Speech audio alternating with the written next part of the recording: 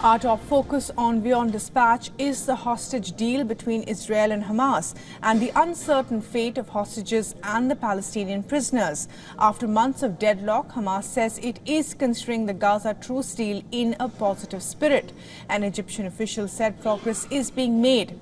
The news comes amid a United Nations warning that rebuilding the Palestinian territory will require efforts not seen since World War II.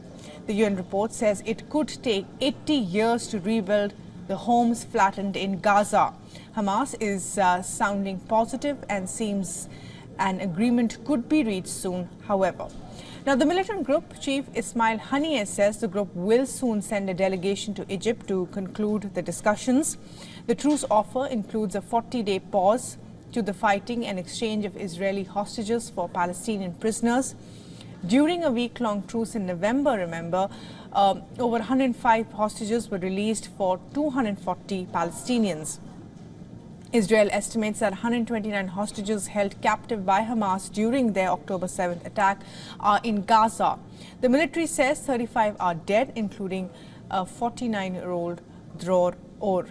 Now, the Palestinian Prisoner Association has said a senior Gaza doctor died in an Israeli prison as well after 4 months of detention.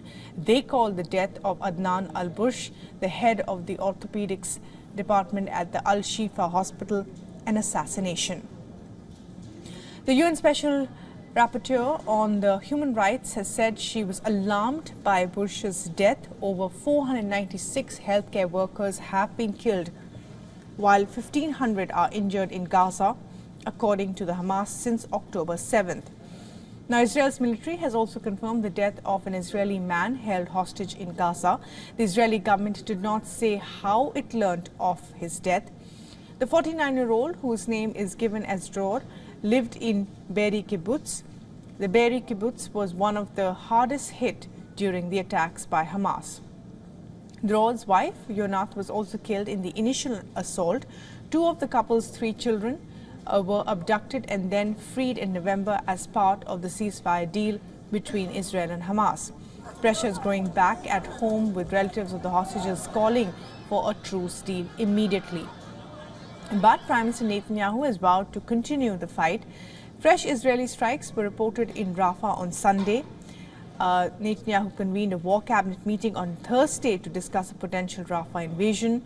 He has clearly remarked that truce or no truce, Israel will go ahead with the Rafah invasion. And while the Syrian Defense Ministry has confirmed that 8 soldiers were injured in Israeli strikes near Damascus, Israel struck a government building being used by Iran-backed Hezbollah since 2014.